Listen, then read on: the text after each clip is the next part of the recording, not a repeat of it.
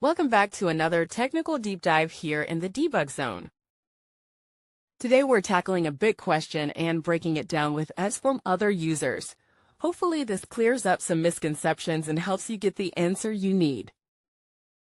So buckle up, stay a little curious, and let's jump right in.